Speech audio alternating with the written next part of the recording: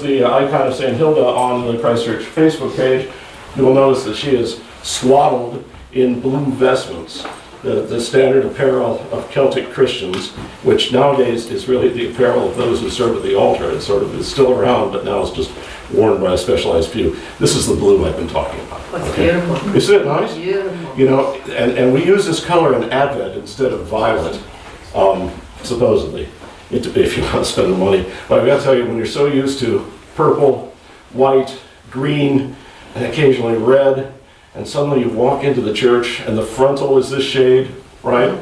And the clergy is wearing this, and maybe even a chasuble, that poncho-like bit of celebratory vestment, and the other appointments are in this shade. It's really staggering. It's a beautiful color, isn't it? Alrighty, you'll see this color a lot in Celtic art. It's very old. Not quite as blue as it once was. Last week, picture, if you will, a shamrock, okay? Because I think I left with where Patrick is trying to help the Celts understand Christianity, and he's using something that is very common in their healing, in their art and poetry, and in their spiritual life, which is the shamrock, because the shamrock, as Patrick noticed, looks like the cruciform Christ. It looks like a man standing with his, or a woman, with his arms out like this. And he pointed, see, in the Druidic beliefs, or in the Celtic beliefs, the leaves represented creation, what we would call reconciliation, right, or redemption, and sanctification. In other words, creation, we know what that is. Reconciliation, that is becoming right with whatever spiritual understanding you have. In our case, right with God. And then sanctification is realizing the holy in everything. The Druids, the Celts, they had this notion. So it wasn't a great big deal for them for this to be Father, right, Son who reconciles, and Holy Ghost or Holy Spirit who sanctifies us. When I start a sermon in church, do you recall what I say? In the name of the living God, Creator, Redeemer, and Sanctifier. And that's what this business is all about too. I grew up in the Roman Catholic Church. When you cross yourself as a Roman Catholic, it's like this, right? Episcopalians do it differently. It's like this. Ready? Ready? Ready? We get back to the center. Rooted in humanness are all these things. Without this leafy green trinity, we have no connection with the physical, between the physical and the metaphysical. Without this, all of this matters not at all. See? The grand cooperation of the physical and the metaphysical to create reality in all of its various aspects. Kind of cool, huh? So Patrick did this thing that is very important in all of the conversion of the Celts to Christianity, and it really was kind of the sign of their success. It's the whole thing they were able to do. They respected what the Druids, what the Celts believed. They didn't literally stamp it out. They didn't destroy it. They didn't remove it. They merely came in. If there was a sacred fire, they blessed it and turned it into a Christian sacred fire. And everybody was like, oh, well, it's still sacred. Sounds good. We'll have this. Good. Just a refinement of what this is about, so we understand. If there's a particular symbol, they would take it and make it into a Christian one. Thus it all sort of fell into place. And all of the significant missionaries to the Celtic world did the same thing. All right, here we have the big three. Patrick, also called Patrick, who was born, lived, died in the 5th century. Those are the best dates we have for him. Somewhere in that 100-year period, Patrick lived. That's all we know. That strengthens the case among some that Patrick wasn't real. He was a amalgam of various missionaries placed into one, and then mixed with some of the myths of the Celtic and Druidic kings and holy men, but who knows? Patrick, all right, somewhere in this period. The second one is Bridget. You've heard of St. Bridget, right? Sometimes spelled Bridget, right? Very common Irish name. What do we know about her? Well, let's see. She's from Kildare, still around, right? We know where that is. Born in 51, died in 525. Pretty fair lifespan. She was so important. I think I mentioned to you last week, I'm trying to remember now, the story about Patrick driving the snakes out of Ireland. Well, that was actually a Celtic king who had done that according to the original story, but in testimony to how important Patrick had become, they just popped out the king and plugged in Patrick. Well, ditto with St. Bridget. There was a significant, I should point out too, there's a Celtic goddess who had this, she was named after a Celtic goddess. So right there, she's got it in. They had a feast day for that Celtic goddess, and they just popped out all the pagan stuff and replaced it with Christian things, and that's to this day the Feast of St. Bridget, which is every year in our calendar on February 1st. Now, Bridget was mostly a healer. She was a member of the royal household. She was originally a Druid princess. Did you know the Druids are still around? No. Oh, there's something of great shock. Do you remember the Archbishop of Canterbury, who is sort of has the primary chair in the Anglican Communion? He's not like a pope, but he has the primary chair of a bishop. Archbishop of Canterbury. Rowan Williams, he was about, what now, about 13, 14 years ago.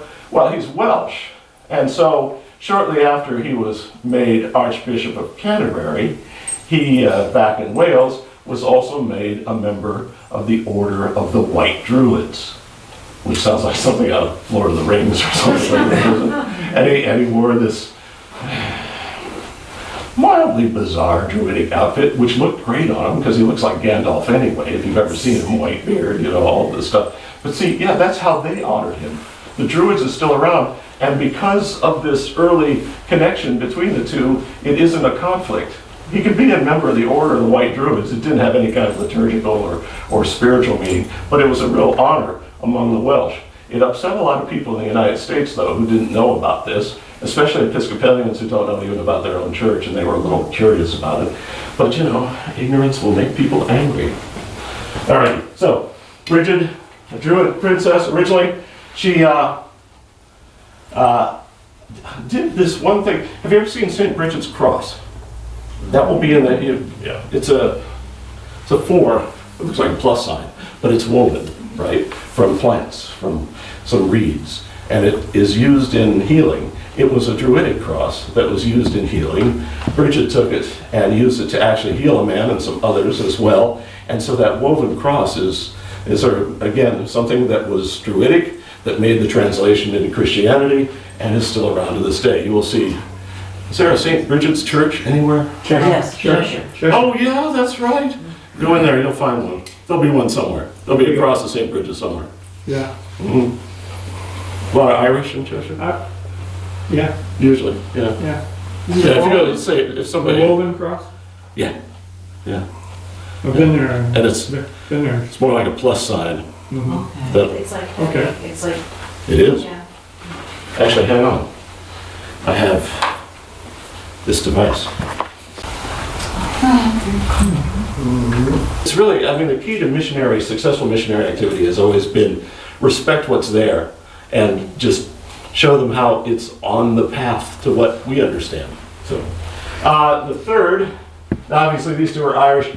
Patrick was, well, he's often called the Great Scotsman in Scotland because he was born in the borders somewhere, kidnapped from the Irish coast, sold into slavery in Ireland, learned the local language, was released or escaped. That story is a little confusing. And then eventually came back to convert them to Christianity because he knew their language. See, always very important. I remember one time I was sitting with Edmund Browning. Anybody ever remember him, presiding bishop of the Episcopal Church, Ed Browning? He visited a school where I was working one time where we had Japanese students, and I didn't know this about Ed. He had been a missionary in Japan. He had been a member of the Nippon Setko Kai. Did you ever hear that? Can I translate it for you?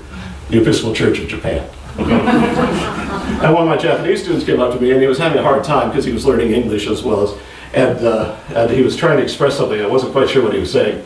And Ed Browning starts going, "Hai wakawemasu ka?" And I was like, well, okay, see? That's why he was a successful missionary in Japan. You know the language, and you carry on. If anyone ever saw Ed Browning, he looks like a wizened New Hampshire farmer. You know, the last guy you would expect being fluent in Japanese. But anyway, the next one, that's Bridget. Ireland, right? Patrick, Ireland. Columba, though. Come on. Columba brought Christianity to where? Very important for what we're talking about. I'm not? I think I heard it. She said Spain. Spain? Not quite. No. Does begin with an S. Scandinavia. North of England. Scotland. Oh, there we go. Yeah, Scotland. Yeah. St. Columba, he was a character. Last week, did I use the Corleone formula for sainthood? Yeah. All right. He was more sunny than Michael. Okay. He was a very forthright. Now, here's the interesting thing. The fellow who brought Christianity to Ireland was probably a Scotsman. The fellow who brought Christianity to Scotland was an Irishman. And here's his dates, right? You see, they're all fitting in roughly the same period in history. Anyway, St. Columba, in order to convert the Scots, you had to have a resolute character, shall we say. It also didn't hurt that he was pretty fair with a sword. Well, I always remember it was a Pope, which one was it? I want to say Pius X. He had a crucifix forged into a sword that he could wear with his armor. Or maybe it was a sword forged into a crucifix. In either case, he could wear with his armor. Did you ever see that old movie, Agony and the Ecstasy? With Charlton Heston as Michelangelo?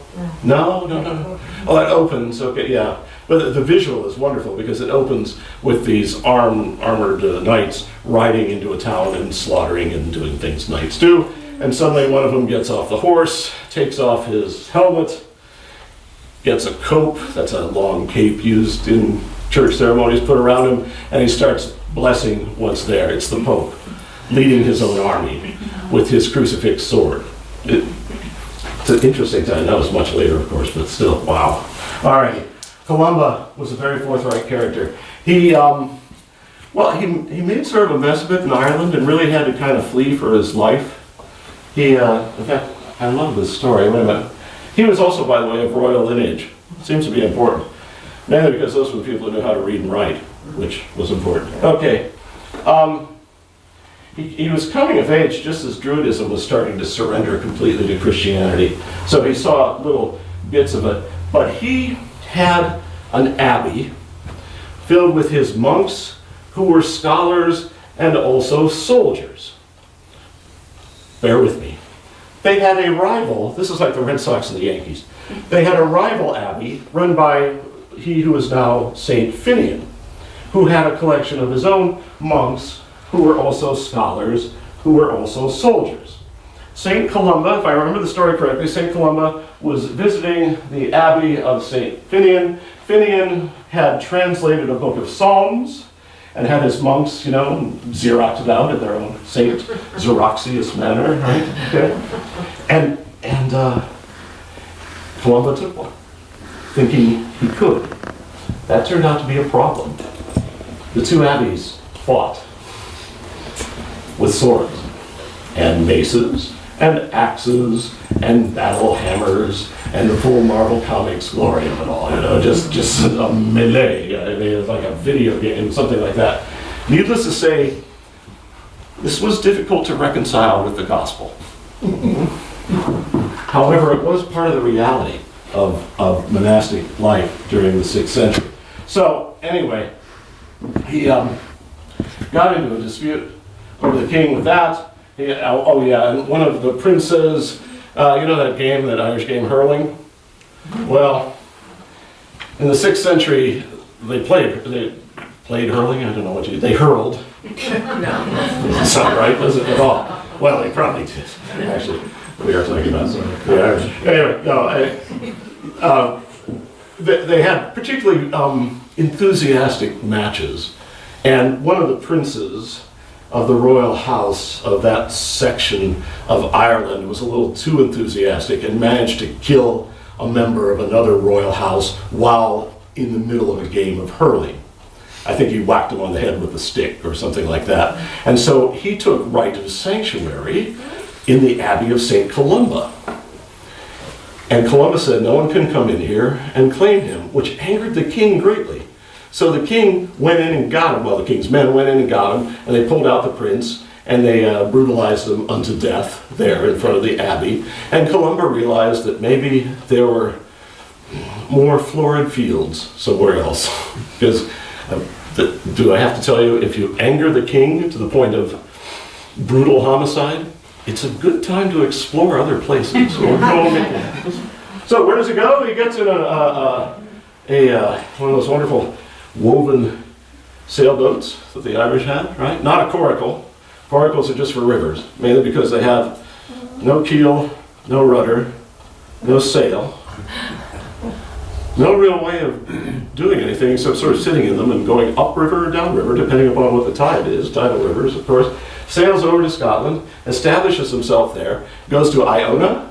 We've heard of that place, right? Oh, okay. Establishes Christianity in Iona, and you can get some very nice tours there, by the way. Very nice, see all sorts of things.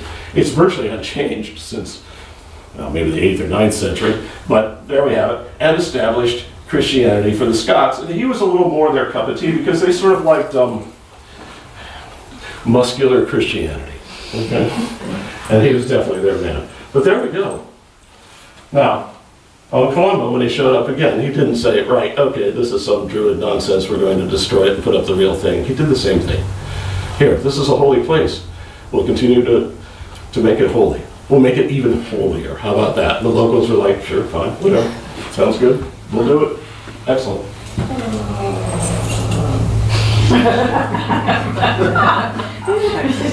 There's always a rumors. All right. I'm telling you. Do you remember this from last? I know Margaret remembers it. Do you remember this from, because of her grandmother? Do you remember this from last week? Peregrination. Yeah, peregrinatio. What are the 3 vows in Celtic monasticism? Poverty, Mm-hmm. obedience, chastity. Chastity. No, thank you. Nuns and monks married and had children. No, that's so. No. Move around. Peregrination. Yes. The motion. Yeah, moving. And that's particular. Here we are to what they were doing. Now, some of the things that made the Celtic practice of Christianity in the abbeys particular is they had their own calendar, which was based on the Hebrew calendar, not the Roman calendar. Okay, so that means they had their own date of Easter. You might think that's a really minor thing. The date of Easter is huge. Arguing about the date of Easter is huge. You know, in the year 1054 AD, what split the church finally between the East and the West? Arguing over the date of Easter. To this day, they figure the dates differently. Oh, an interesting footnote this year. This is rare. This is one of the very few years. The Eastern and Western Easter date are the same this year. So all the churches, regardless, East-West, are going to be celebrating Easter on the same day. Isn't that nice? Anyway. Well, the Celts had even a third date because they used the Hebrew calendar. That was interesting. All right. They also, oh yeah, the men wore a particular haircut called a tonsure. Mm-hmm. Right. Which was, well, I've read a lot of explanations of it. Really, nobody knows what it's about. The assumption, I think, nowadays is they were trying to create something that looked like a halo. But you know, halos weren't common in Celtic Christian art, so I don't really know what they were trying to do except have a very particular haircut that identified them. And why not? Historically, you know, groups of people, especially mass movements, often, you know, identified by a hairstyle. The Beatles, you know, neo-Nazis, for example, right? You know, I mean, that's okay. So they identified by their tonsure. Some of us just grow it naturally. Now this is interesting. Originally, when Christianity came to the British Isles, penance was always done in public. I know, even for dogs. Penance was done in public. So if you committed some sin, let's say you went to confession, right? The sacrament of reconciliation, which is what it's officially known as. And you go and you confess your sins. I did such and such, I did X. And the priest says, all right, in order to atone, you must do Y. It's got to be done in public.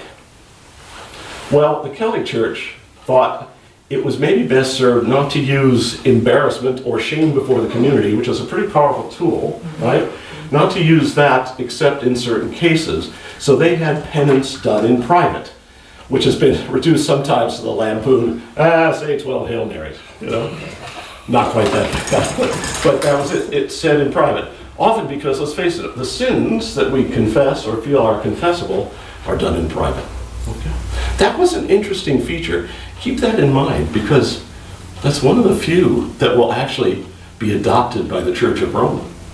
Because, you know, nowadays, do we have confession in the Episcopal Church? They don't really do it. Yeah. We have public confession, but do we have private? Sure, yeah. I've worked in churches that have confessionals in them. How about Lutherans? Not that I know. There are Lutheran churches that use the sacrament of confession and have confessionals in them. Yeah, isn't that interesting? Yeah. This is the last remnant of it outside of Roman Catholicism, but still, we do have that. Although we're much more moderate. And all penance is public now. And mostly involves writing a check.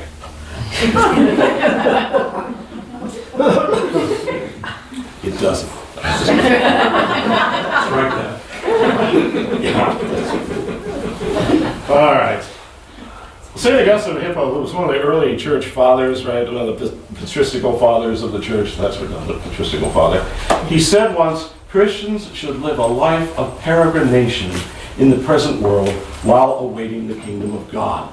That's why the third vow was this. All right? The only way to know God is to go walk about.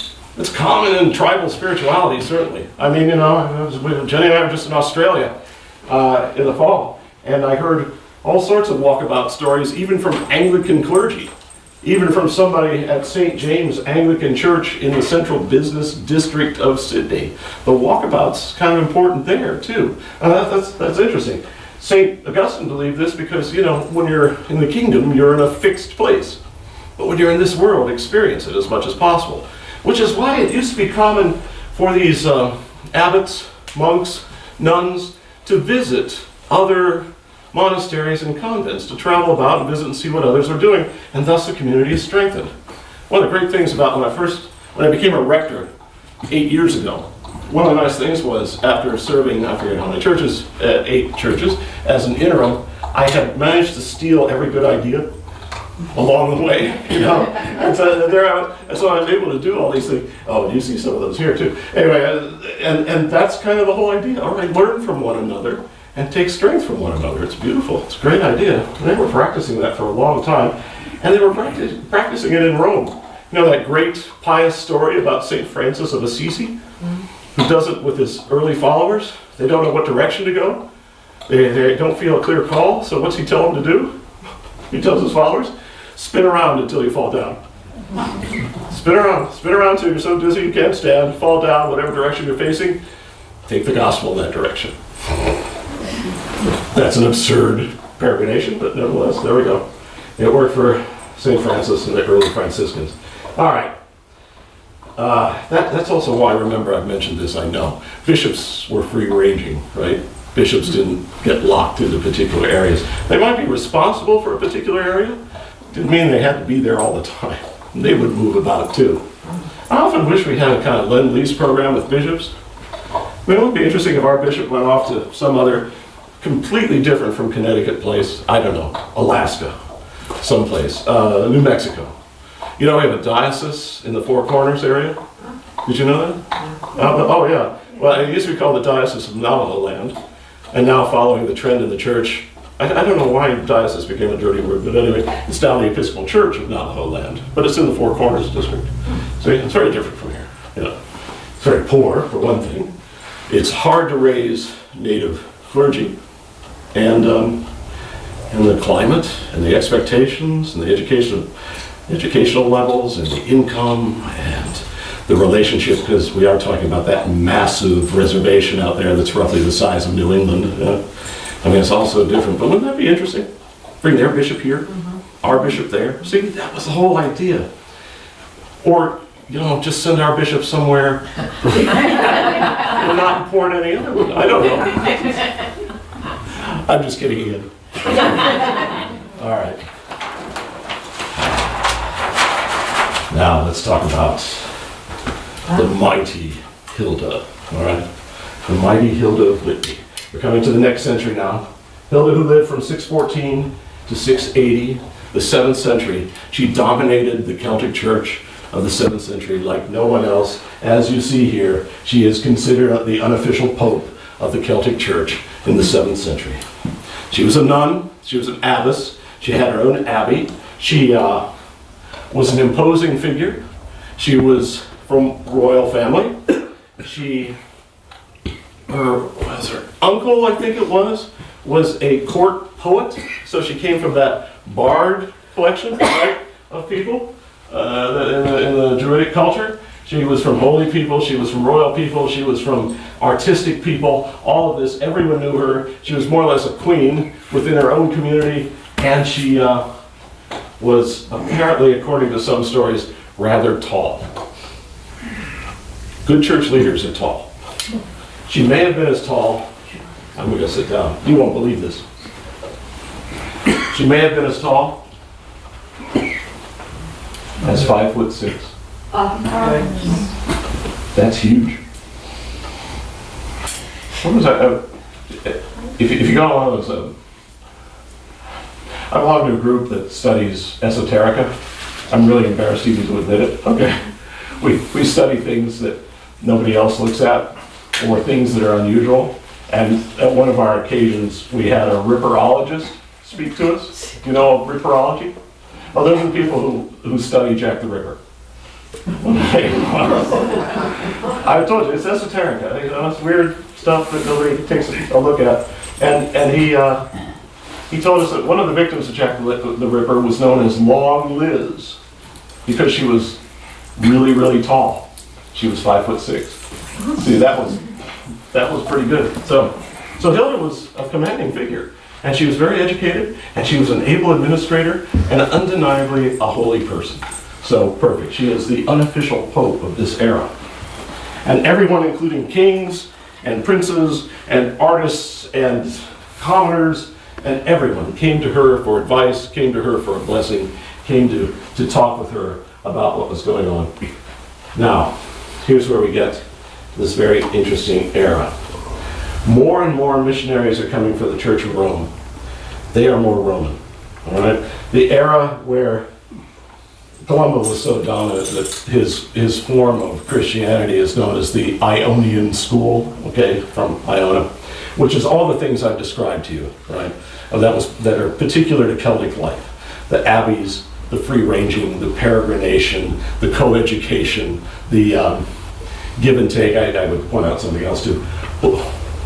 Whoever in the 7th century had a woman in charge of anything this important? Mm-hmm. The Celts are okay with it. See?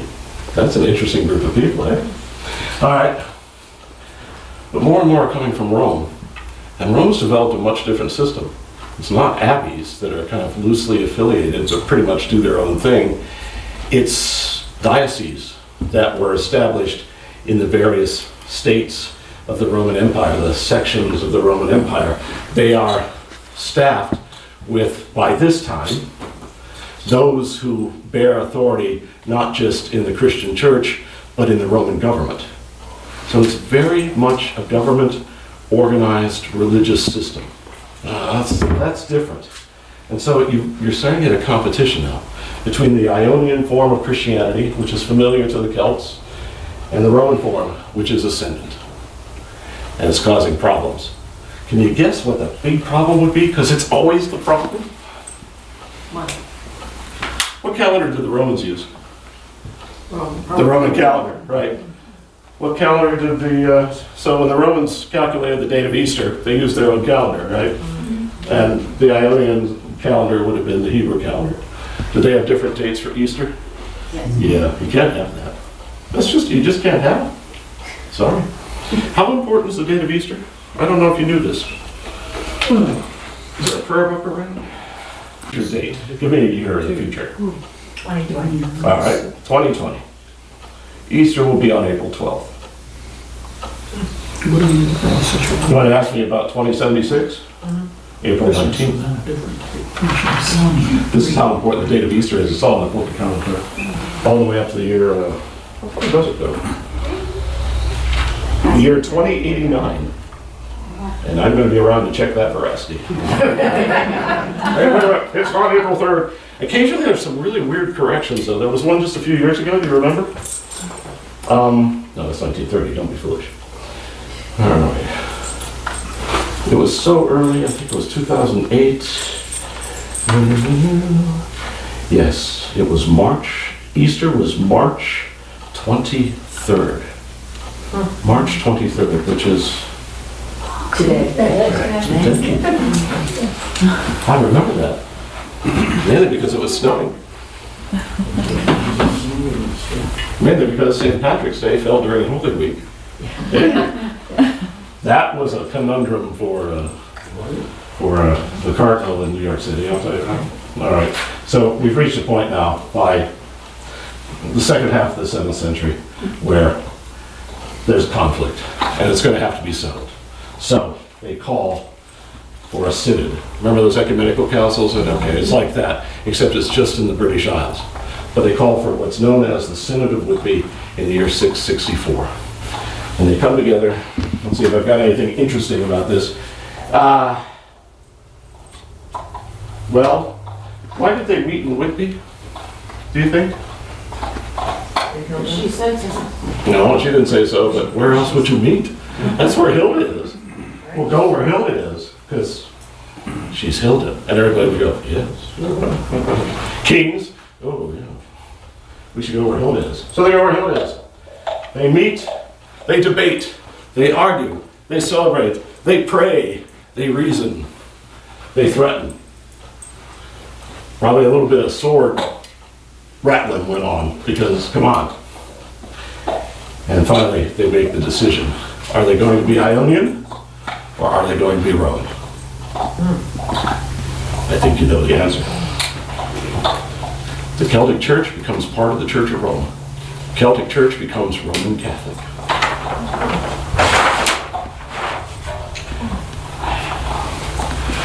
With that, they do accept private penance. Good for the Romans. They'll take private penance. But we give up co-ed abbeys. We give up peregrination and take on chastity. Oh, God. Seriously? So, no more co-ed abbeys, no more married monks and nuns, no more pregnant nuns, thank you very much. No more free-range bishops, right? They go. Bishops are assigned a fixed diocese now. Chastity, yes. All right. Yeah, everybody's excited about that. Is Hilda the unofficial pope? No, the pope is the pope. The Bishop of Rome is who we follow. Do all abbeys have to conform to the central office? You betcha. This is the Roman Catholic Church. Are there women in charge? No. Yeah, we'll get rid of that. How long would it be before a woman had a primary role in Anglican Christianity? Do you know? It was surrendered in 664 AD and not restored until, you ready? 2006 AD with our presiding bishop. Once again, American Church leading the way. Okay. And Lindisfarne in Ireland has been more or less the unofficial sort of headquarters, right, of the Celtic Christians. No, in the British Isles, it gets moved to York, which is in England, northern England. Pretty rugged place. Not geographically, it made sense, because it was sort of in the midst of everything. That's why today, you know, I mentioned the Archbishop of Canterbury, right? Mm-hmm. Well, who's second to the Archbishop of Canterbury, do you know? Bishop of York. Archbishop of York. Yeah, he's the second one. All right. And he's a very active fellow, by the way. Very interesting guy. Really like him. Wow. Wow, so much for that. How are we doing? Oh, we're doing very well. All right. All that changes. And there we go. We're now the Roman Catholic Church, folks. And all of that Celtic spirituality gradually disappears and goes away. How could they just agree to all of that? The Celts. Swords. Money, political power, influence over kings, massive armies. Yeah, I mean, all the things that, let's face it, always make the difference, unfortunately. I've always been a little sad about, I love the idea of the free-ranging bishops. I mean, that's kind of, there's a specialness to that. I love the idea that it didn't matter if you were male or female. If you were recognized as a spiritual person of a certain prominence, then you had the role. I was thinking, I was reading, it was the atrocity in London yesterday. I was reading how about the SAS, right? Special Air Service, the anti-terrorist commandos of the British Army. What they actually started in the Second World War in North Africa. They were the rat patrol guys, running around with jeeps and Chevy trucks and all that stuff. And they did something that was very interesting for a 20th century army, and they still do it. They don't. The individual units of the SAS elect their officers. You don't go through, OCS and all that stuff. They get together, they decide who their officer is going to be. Who does that? Who does that? But that was kind of, I'm sorry that went. Because who was it as Rome became bigger? The other issue with Rome is, that is the classic state church. Christianity, at this point, one of the unfortunate things about the Synod of Whitby, I'm not a big fan of it, by the way. I know I'm hiding that from you. The one thing I'm glad about is it kind of got restored. Christianity kind of surrenders to this thing called Christendom, right? When you've got a state church, then the line between the spiritual and the grossly pragmatic is gone. And so all of the weaknesses of the state are the weaknesses of the religion. And that can be problematic. Because, what is it? If you were a lesser royal and you had an idiot son, where'd you put him? In the church. If you had somebody whose political influence you wanted, or whose family you wanted political influence with, you saw to that son became a bishop. Sometimes they go so far as to make up a diocese that didn't exist and make that person a bishop. They still do that, by the way. Church of Rome, they're called titular bishops. If you if you work at the Vatican and you're in charge of some section, I don't know, some office, let's say accounts receivable, right, at the Vatican. Well, you got to have some status if you're going to be essentially the vice president of the Vatican Incorporated. And you can't just be a priest, and you can't just be a bishop. It's really, bishops in the Roman Catholic Church, they're not as a big deal as bishops in the Episcopal Church, because that's as far as you can go here, right? The Roman Catholic Church, there's a lot of bishops running around. They're all over the place. They don't even dress particularly differently. But if you're in charge of that section, they'll make you a bishop. But that doesn't mean you have to go out to, Poland or someplace, or East Africa and look over your diocese. They'll create a diocese for you. The Diocese of Sussex. Okay, good. Then I'm the Bishop of Sussex. You do nothing except draw a salary from the invisible people of Sussex. So a lot of that happened too. I mean, there was, the whole road the road to corruption was tremendous. Now, one of the things, however, as of the 7th century, chastity is enforced for monks and nuns, but it is still optional among clergy, okay?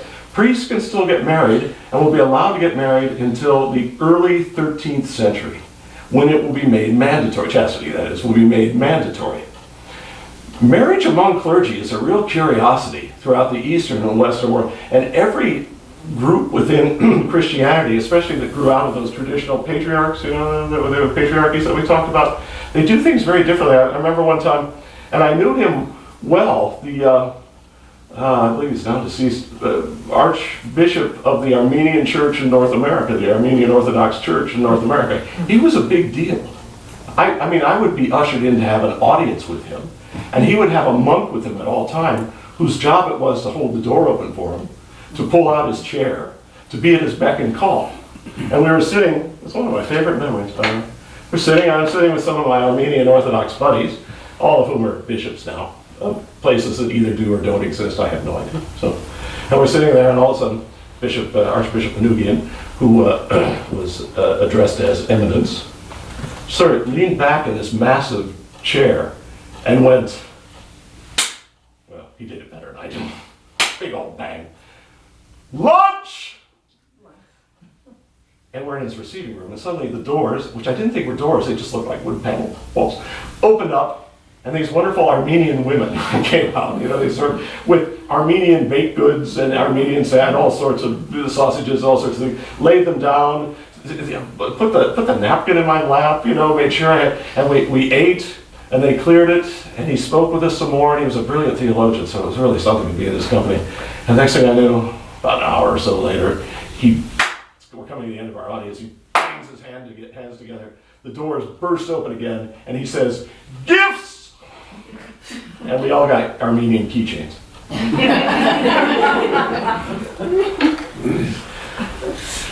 I can't remember why I went on to that, but anyway, I sort of think, how that kind of almost political power, became a part of it. So that's very important.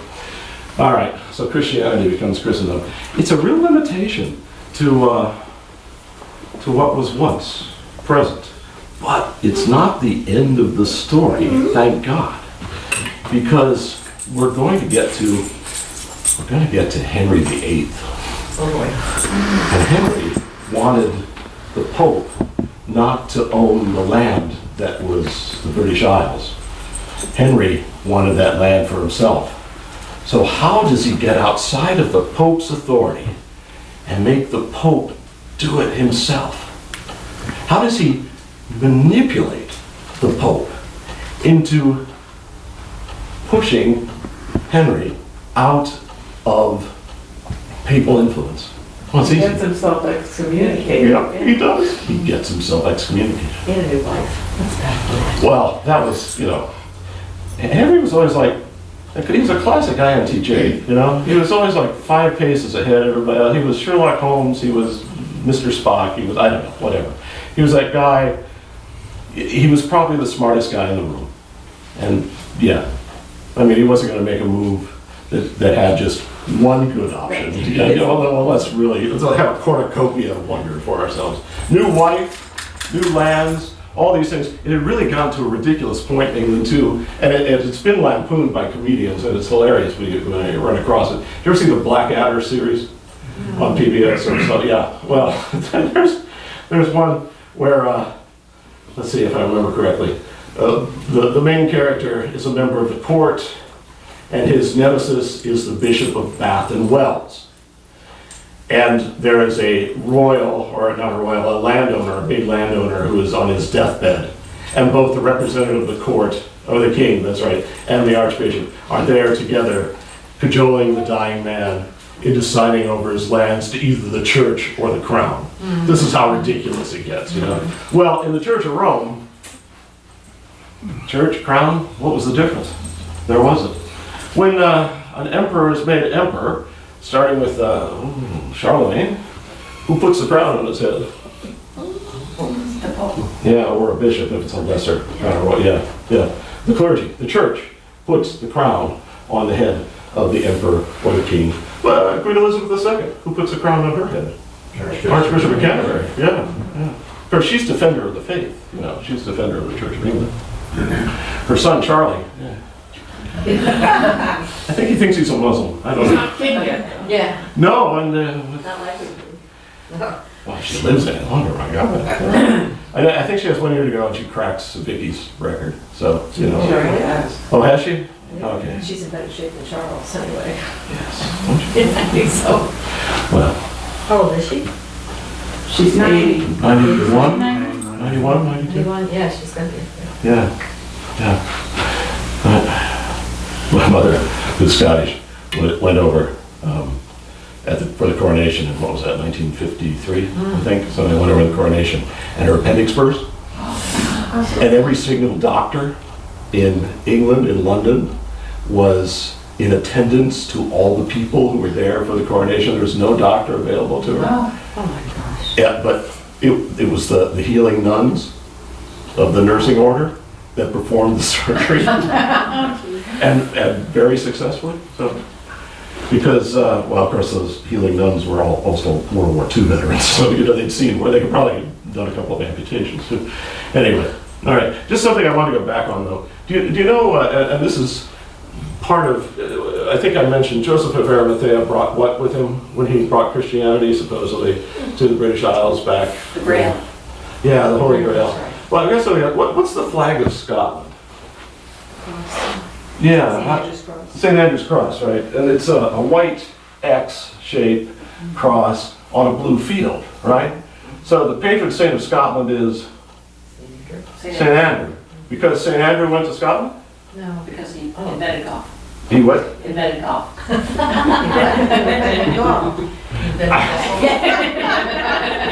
said that? He is the patron saint of golfers, I will tell you that. No, he sort of went to Scotland. He's also the patron saint of Russia. Did you know that? Why not? Yeah. For the same reason he's the patron saint of Scotland. However, it is possible that Andrew did visit the land, I think, the land of the man-eaters, or whatever it was called. Yeah. It's possible, but he never went to Scotland. Why is he a patron saint of Scotland? Well, he did sort of go there, indirectly. This is another battle that's going to come up, too. He went there in calcium form. His bones. Some of his bones were taken there by the early Christians. And so, who owns the bones? Who rolls the bones? Is it going to be the Ionians? Is it going to be the Romans? After the Synod of Whitby, who is to be the sexton of the bones? You know that word sexton? It's come to mean basically the church maintenance guy, the church janitor, whatever, clean everything. Well, the sexton originally is the keeper of the holy relics. I like to tell sextons in the 21st century that's what their job is. And they look at me like, what? I don't want it. Please no.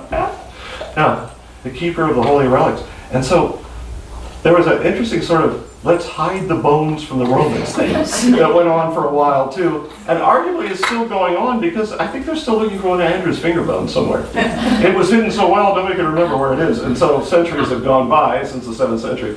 1,300 years go by and still it hasn't been found. That was a big, excuse me for saying this, bone of contention as well between them all. I had to get that one out. Yeah. All right. Any questions at this point? Any questions at this point? How are we doing? We're doing very well. No? Nothing? Really? All right. I don't want to get too deeply into next week. I already started talking about Henry. One of my students cracked me up to no end. I had to answer on a test I gave. This would have been English literature, so it would have been a senior English class. I don't know, I had some poet, who was king during, because you type literature according to who, in English literature anyway, according to who's sitting on the throne. Who was king when such and such a poem was written? And the answer was Henry, Henery. Yeah, I know, the Hermit song. Yeah, that's right. Henry the Ape. And I looked at the painting they had chosen to use in our textbook, and he did look kind of simian. I could sort of understand that. All righty.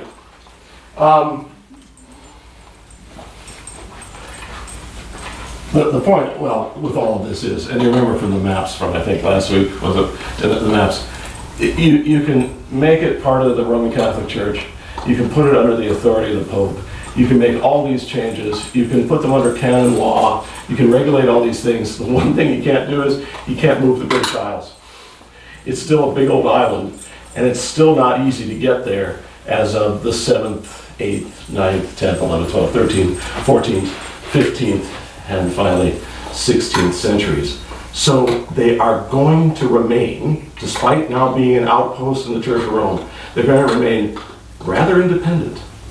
And when the time comes, with the help of Henry VIII, when the time comes, they're going to break free, and you're going to suddenly see those submerged portions of Celtic spirituality, like little shoots coming up through the ground at springtime. You're going to see them start to return. Which is why, today, if you look at our manifestation of Celtic Christianity, which is what we are, you'll see a lot of, the male-female thing's been pretty well taken care of, right? The leadership issue. Does the king appoint our bishops? No. No, what do we do? Elected. We elect them, which is how they made abbots in the Celtic Church. We restored that. We are not slavishly devoted to statuary. We will use it to deepen our faith, but our faith doesn't depend on it. And that was another sort of issue. And just a number of other things that we'll see return. But in particular, and it's the one that this is why I can be sort of stubborn about this book sometimes. Monasteries would always have this thing called a breviary, which is really just a prayer book. But you know, when you're, depending on what kind of practices you had in your abbey, at least 5 times a day you would be gathered in prayer, sometimes 8 times. I can't even remember them all anymore. The monastery I was associated with was called Modified Benedictine, which meant we were allowed to sleep for 8 hours every night instead of getting up and, oh Jesus, read some prayers and then go back to bed. So, but we had a breviary. So in fact, there's one still published by the Episcopal Church, the monastic breviary. Anyway, and it's a collection of prayers for certain times of year, for certain days of the week. Does it sound similar to something? With the restoration of independence from Rome, the breviary would eventually become the Book of Common Prayer. And next week, we're going to talk about the author of the original version of the Book of Common Prayer in 1555. His name is Thomas Cranmer, and he's quite a fellow. Safe to say at his death, he lit up the world. He and a couple others. So, but we will talk about that. I got a question. Oh, thank God. So if the Celts' holy places were, turned into Christian holy places, what about Stonehenge? Oh, that's true. Yeah, but aren't they? I think by the time, that's an ancient site. Have they ever successfully dated that site? I think it was like 5,000 years ago, so that was that 2000 BC. I think it had lost its relevance even by the Christian age, the so-called AD or CE period, the Common Era, as it's known. Yeah, I think it's just one of those ancient sites that was there, and they venerated, but they didn't know why. You come across those. I spent this fall too with some Polynesian theologians who talked about the same thing. We've got stuff here that's so old, nobody knows what it's for. And we're very serious about it. We don't know how to incorporate it into something, but everybody's very, very respectful of this particular ground or this particular object or what's here. And it's just it's a great curiosity. And when I said Druids, I think your Druids like to go there, right? Oh, yeah. So, Yeah, because of its astronomical feature. yes. Yeah. Well, there's that pyramid down in Mexico, Chichen Itza, Yes. the Kukulkan pyramid. Yeah. At a certain time of year, I've forgotten just when now, the sunlight hits it, so it looks like a snake is crawling down the steps of the pyramid, the way the shadows are cast on it. It's the same with Stonehenge. There's one particular time when the sun hits it that it does something significant. It's so significant that it's been lost to history and I really have no idea. Oh, I meant to tell you too, yes, I'm sorry. The Celtic Bible got tossed out too after Whitby, really successfly, because no one's ever been able to find a copy of one. Oh, that's what you said. Yeah, so it was getting a little extinct by that time anyway, but somewhere in Connecticut, in northeastern Connecticut, I think. Oh, I've got to look it up. There is an ancient, probably tribal cave or burrow, really, and the way the stones are set up, there's a particular time of year where the sun comes right through this small aperture in the stone. And nobody knows why, but that was awfully significant to the people who went to a lot of work to dig that burrow and set up the stones that way. So, yeah. I think in Wyndham County, there are mounds. That's burial ground. Yeah, that's what I'm I talking think that's what it is, yeah. One of them has that it's a real tiny, That's cool. yeah, it really is. And it's open to the public, you just sort of Yeah. wander on in there. It's not like, it's not like Dudley Town.